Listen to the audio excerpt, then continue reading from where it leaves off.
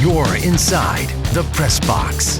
Christian FM Sports presents Inside the Press Box, where we discuss all sports from our favorite high school team to college and pro. Here's your hosts, Paul Tipton and Gary Paris.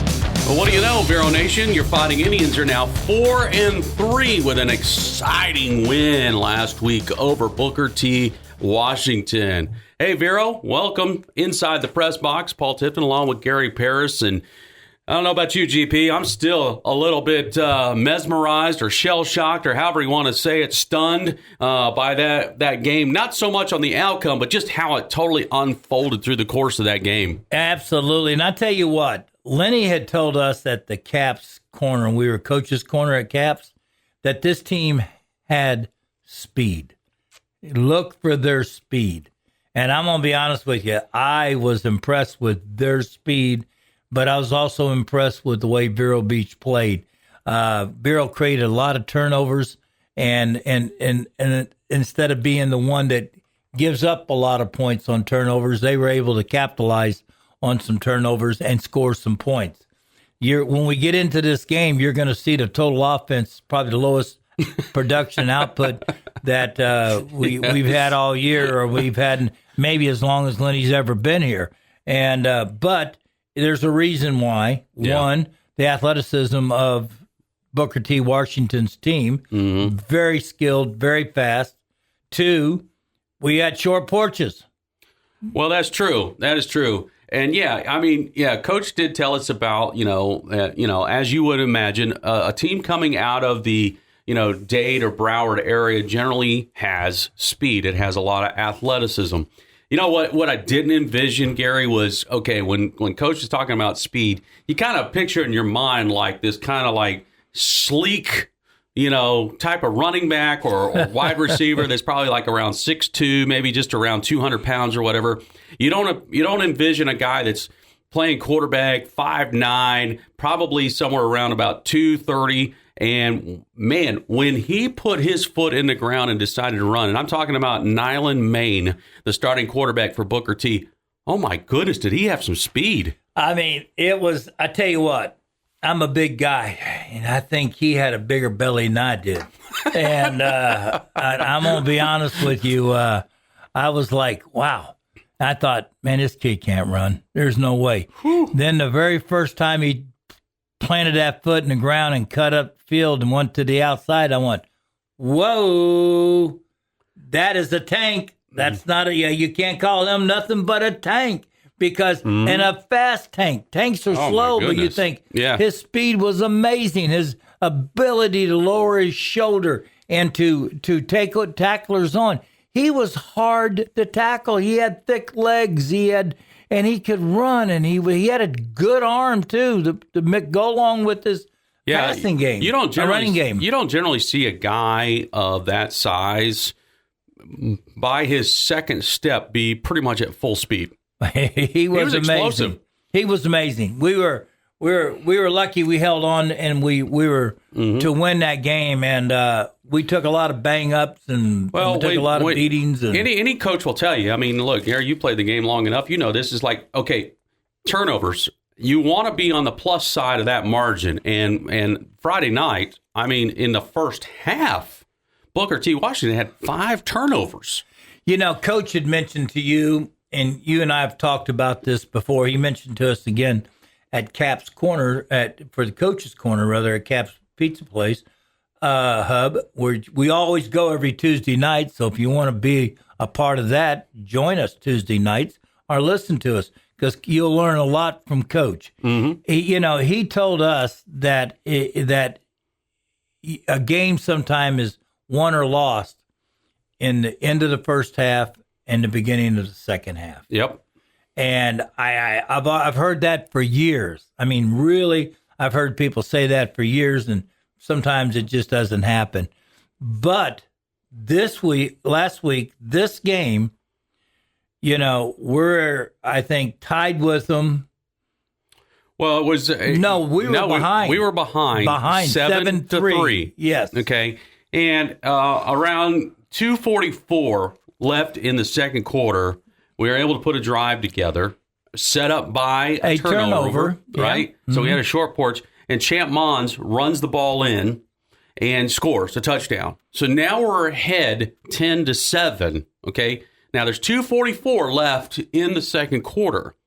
Then the defense comes back out, starts putting pressure, in which they were doing a phenomenal job putting pressure on it, which, again, when you have a quarterback that you start to see can run, you like, all right, do you try to just contain him in the pocket, or what do you do? But our defense, I thought, did a really good job. And TJ Alford got in the backfield, put a pressure on Maine, the quarterback, and Maine had no choice but to throw the ball way before he was ready to throw that ball. Puts it up in the air, goes over the top of his intended receiver, and there's Devin Green. Boom, catches it. And where he was on that field, he had a couple of blockers, and he had a lot of green grass in front of him, 80-yard return for the pick six. And within about, I'd say, 90 seconds or so on the game clock, Gary, all of a sudden, we've scored. We're up 17-7. We're ahead by 10. Yeah, that's what we talked about, the turnaround. Yeah. We scored, and then we turned around, took a pick six, and scored on top of it. And it was a lead that, the fortunate for us, we would never turn it over. But it wasn't an easy second half either. Boy, it was not. And you knew, when you got a program like Booker T. Washington that comes in here with a lot of accolades, and rightfully so.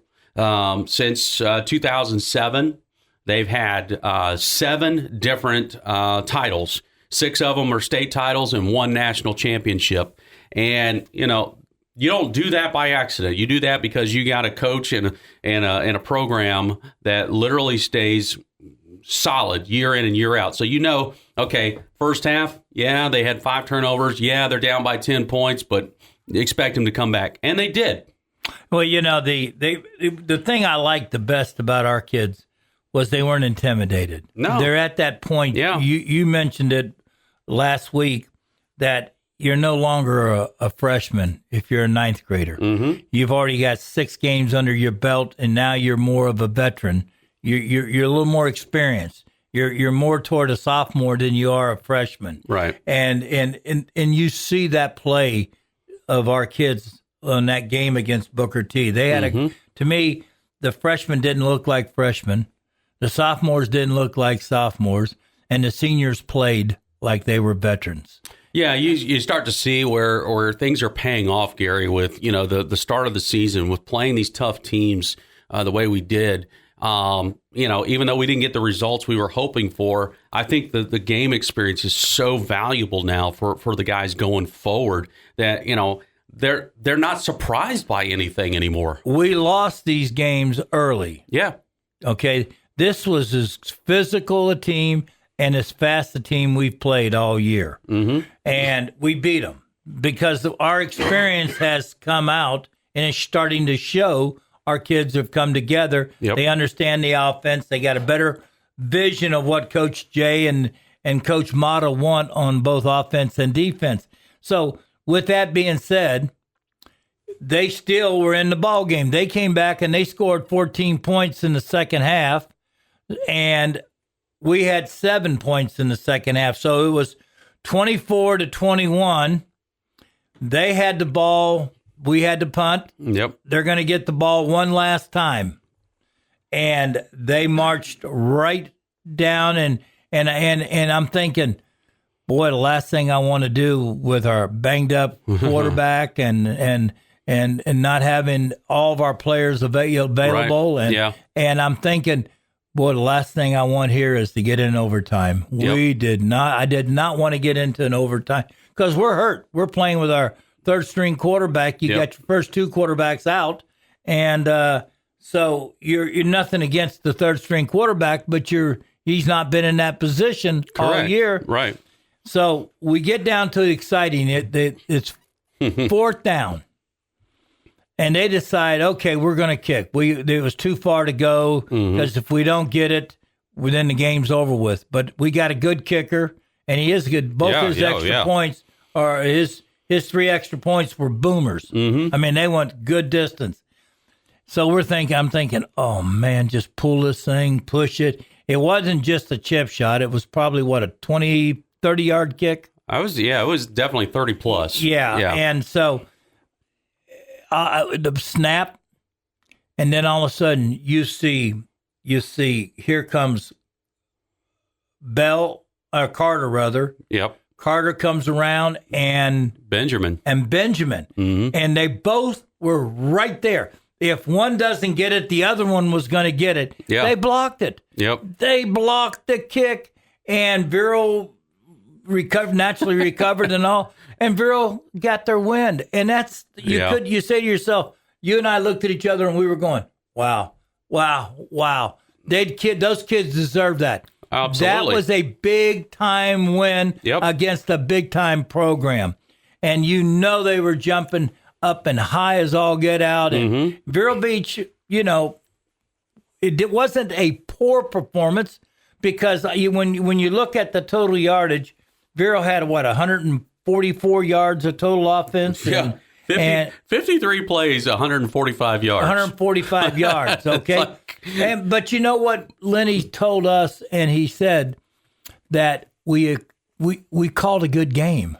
Yeah, no, I agree. And what's been interesting, Gary, is the last couple of games now, what we've seen with the offense is not that, Coach Jay is not a big time of possession kind of guy. He's like, look, if you, hold the ball for 10 minutes but don't score any points, what does that really mean? And he's right. But what's been interesting is in the last two ball games, we've had some significant drives that have taken up a good chunk of time. That also works in your favor, too, especially if you can get points out of it. And that's been one of the things that I've seen over the last two ball games now is, whether and again, that possession at the start of the game where we ended up punting the ball away, but then it hits one of the Tornado players and we recover it. Well, that's how the game goes sometimes. Yeah, you got breaks. But absolutely. The time of possession, that alone, their offensive unit almost did not get the ball in the first quarter. That's how much time we took. Yeah, and again, when you look at short field positions, okay, you Coach called a game that he said that he felt comfortable with. Yeah. His coaching staff put together a good script of plays for him and he liked it. And he said we were able to execute our offense at what we were able to do what we wanted to do. Yeah. We had those short porches. We scored with those opportunities. We punted, it hit the guy's helmet, and then we got the ball back, and that was like, okay, you got new life. So you go down and you score. Yeah. I mean, that's part of the game. That's part of the game. You're hoping, that in some point, that your opponent will make mistakes and then you can capitalize on said mistakes. And that's exactly what Vero was able to do. I thought Bill Mata called a great defensive game, and I thought Lenny Jankowski does what he does every week. He puts out a great offensive product. And again, what makes them so unique this year, folks, is that there's so many young kids on this offense and there's on defense. I mean, you just don't realize if you ever just look at our roster, start counting freshmen and sophomores and count your seniors, you don't have as many seniors as you normally. You graduate 20 or 25 seniors off your team. We don't have that many. Don't have that many. No. And there's a ton of sophomores and freshmen and that and you juniors. Normally in juniors, and you would normally let those kids develop in your feeder program. Yeah.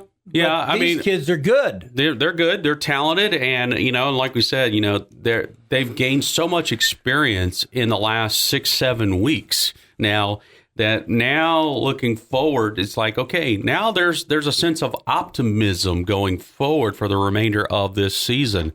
The only downside right now is the fact that we're not going to be able to play for a while, and the reason for that is we just found out that the game against Rockledge has been canceled. And when they use those words, that means, they're not probably going to reschedule this game. That one's going to be taken off the books. And Vero is going to have a bye week after this ball game anyway. So a couple of weeks where Vero's not going to get a chance to play. There's two sides to that, Gary. Obviously, you can look at it and go, man, would really like to keep this momentum going and at least get another game in.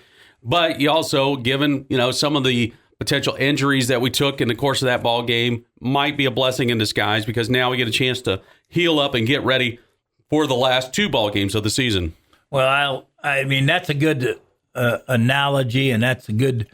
But as a player, I want to play, man. We're hot. Yeah. We're hot. We won 4 straight games in a row, and we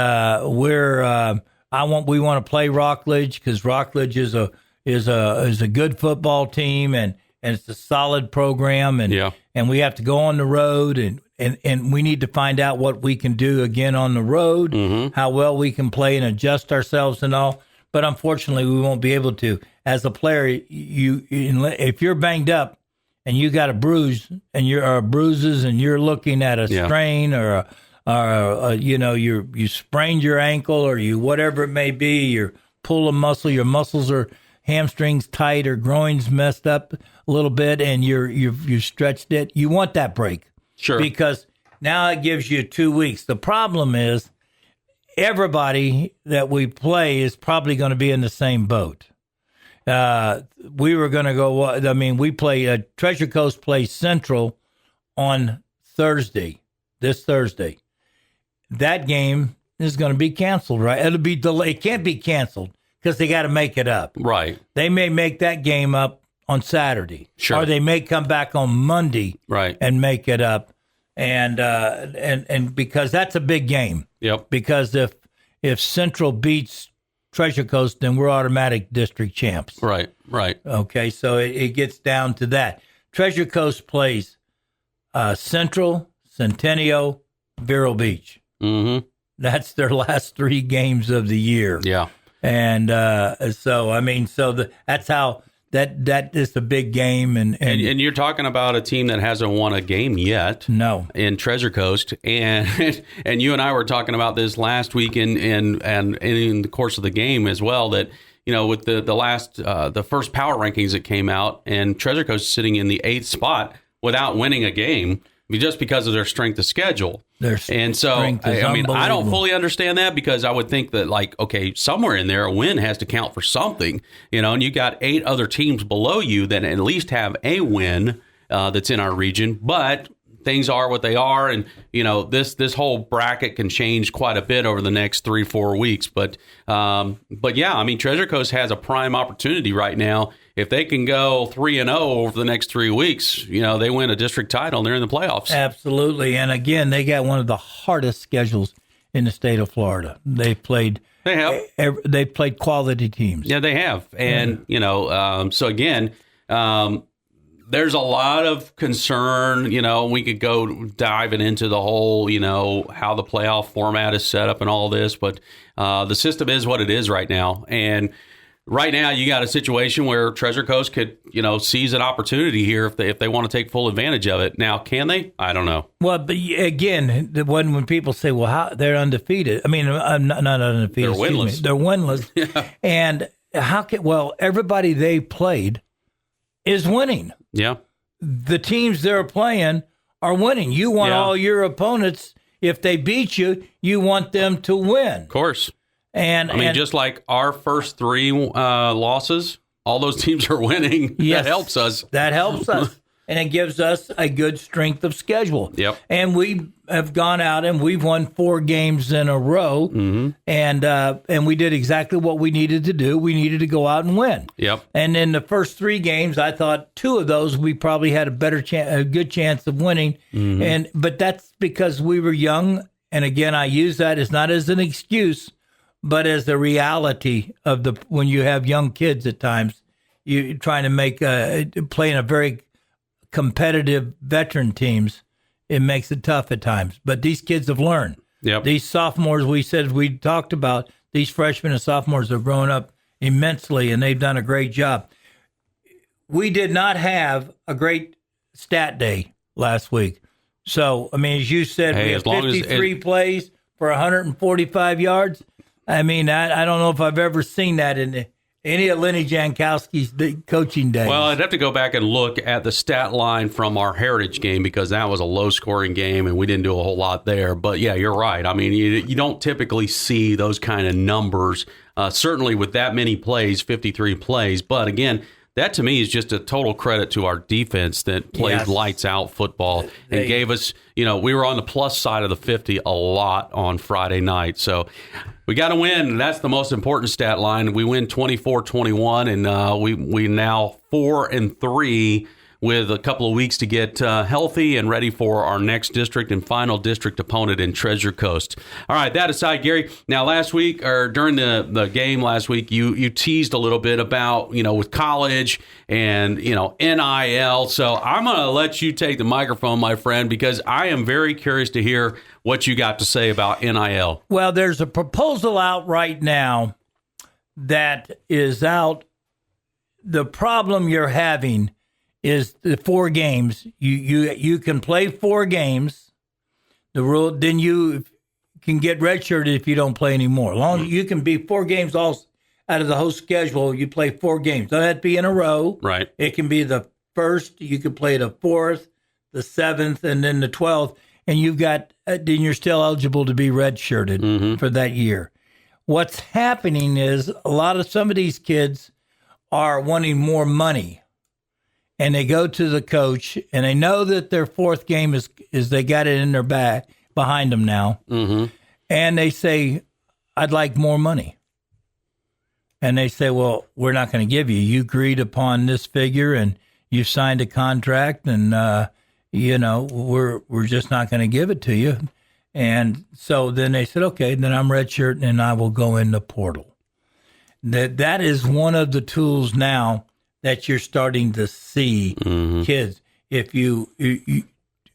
it's going to on every college. I mean, if you can't give a guy more money, excuse me, if you can't give a guy more money, then he's going to say, okay, I'm at my 4th game. I'm going to go in my red shirt year. Or if I can't get more, can you guarantee me I'm going to get? Well, no coach can guarantee you. So basically what you're saying is that the players have all of the leverage and the institution has 0. Well, the institution can say no and then basically lose a good player. We lost a good wide receiver, Xavier Townsend. And it's in the paper. He came out and he's not happy with the style of the offense. He's not catching enough passes. So I think, and again, I'm sure I've not heard this, but I'm sure he wanted to either more money or more passes thrown or whatever. Sure. And the coaches said, no, we can't give it to you. You agreed to this. You got to live with this. And he said, okay, I'm going to take my 4th game. I'm going to redshirt because he has not been redshirted. And so he'll move on in the transfer portal. And there's another proposal out there. See, there's a rule now too. This year it came out that if you set out, you play your 4th game, then you're redshirted. Your season's over with. You can't play in a championship game for the conference championship. But if you played beyond that, you got a bowl game or so, you can play in the bowl game, and it'll go toward next year's game. I mean, your next year. In other words, they've opened it up where. So you're not jeopardizing your red shirt. Exactly. Okay, and that's new this year because a lot of guys were setting out and they didn't want to lose their red shirt year, and coaches didn't want to lose their red shirt year. So they talked and they've done away, and then now their proposal is that for 5 years. Now that's on the books. It's not when I say on the books, it's being proposed to go on the books to look at. Okay. In other words, the universities have got to look at it. And what it is give you 5 years, no red shirts. Okay. No red shirts. You got 5 years of eligibility. Okay. Well, the pros and cons to that is that the pros is that you don't have to worry about it. You can play a guy 4 games and you get a guy hurt, then he's still got his eligibility for another year. Right. If he's got 5 years.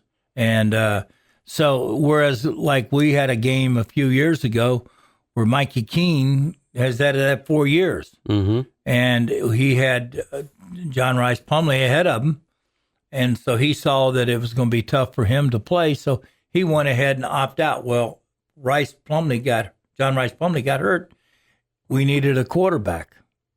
And it was, so we dropped down to get to the next quarterback after our second or third quarterback. Yeah. So the game has changed so much, Paul. Oh God, yeah. And now with NIL being out there, there's no policing it.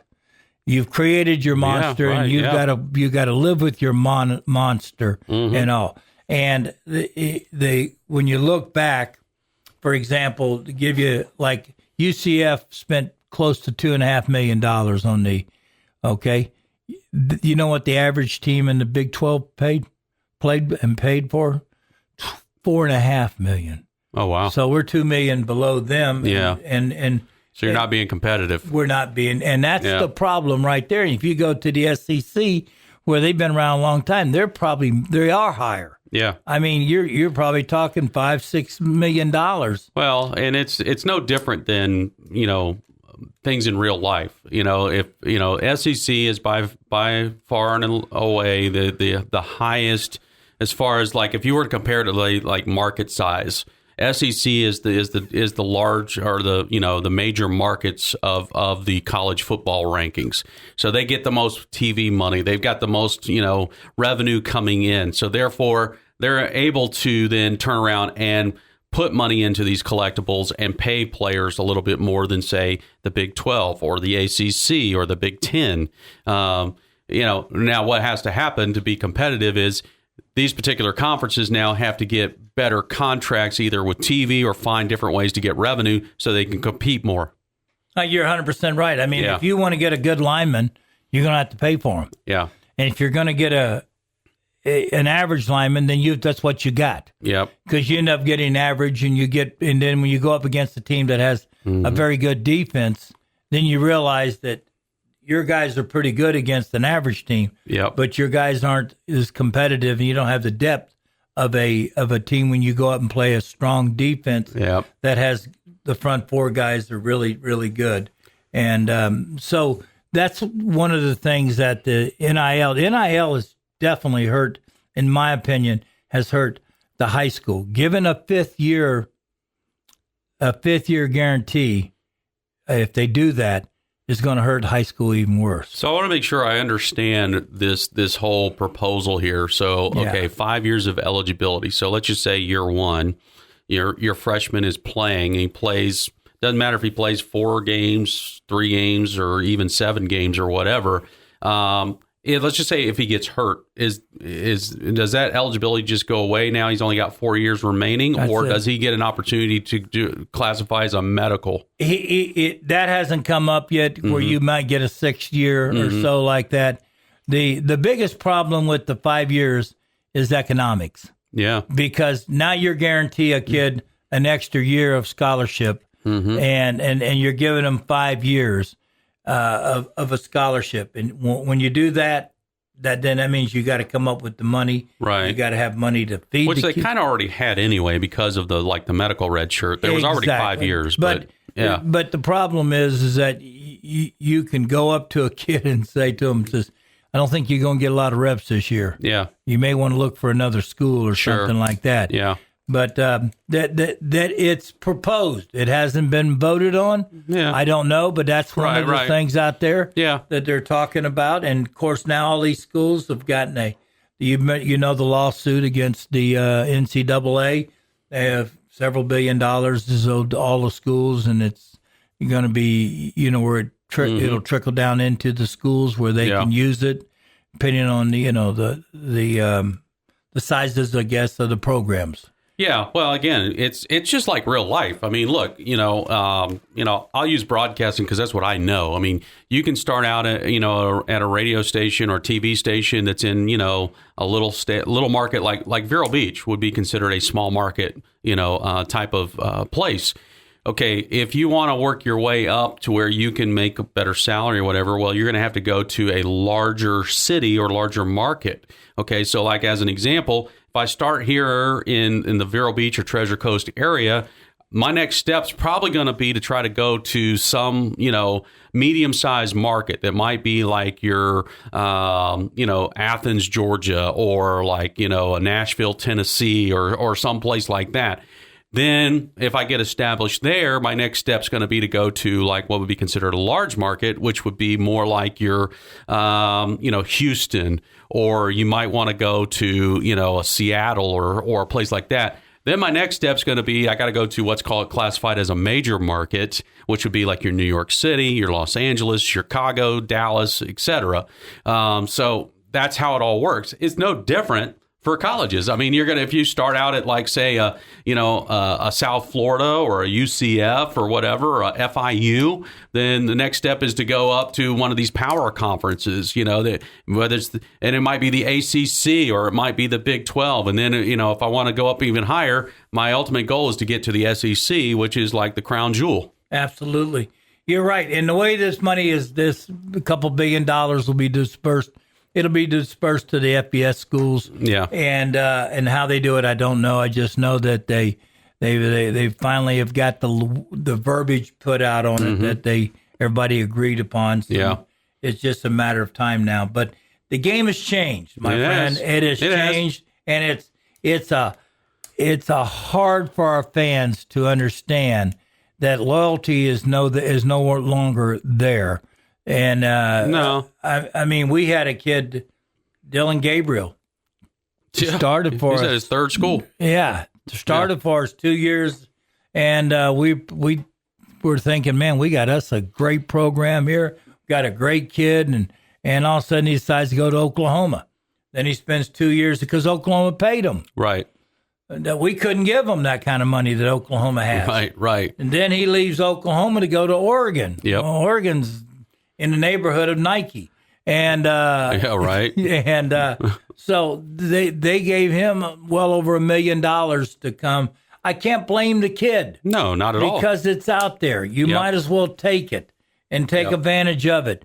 For so many years, the young players, the players didn't get hardly anything. When I played, scholarship was considered the most, sure. And we got $15 a month for laundry. Yeah. And boy, that was a lot of hamburgers, and back in those days, and today, name, image, and likeness. Mm-hmm. It was brought up. Started out as Paul, you own a car dealership.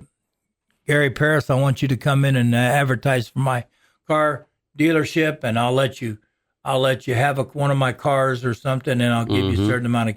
That's what they thought it would be. Right. It's now turned out to be pay. Yeah. You're going to get paid to play. Well, and a large part of where this really all got started was you had these video game companies that were putting together these games and making millions and millions of dollars off of your image. Your image. And guys are going, wait a second, that's me. I don't get anything for this. Yep.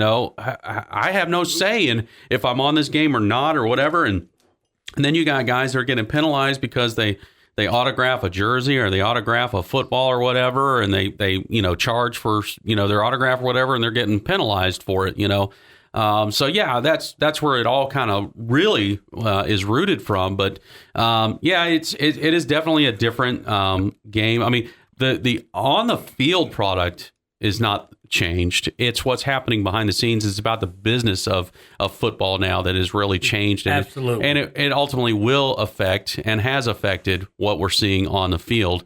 And man, they're going to have to figure out some solutions pretty quick. Otherwise, it's going to get even crazier down the road because, as we see, Gary, like, South Florida might be a really good example right now is that this is a team that they love to run that hurry up offense and whatnot, but they get gassed because they don't have the depth to keep that pace going through the entire ball game, and makes it challenging when you don't have those legitimate second teamers that can come in and just get that, maybe 30% of the reps in a ball game to help spell your first team. Why do you think Ohio State, Michigan, those schools, Penn State, and those schools that are in the Big Ten, why they do so well every year. Mm-hmm. They got the best linemen in the country. Totally.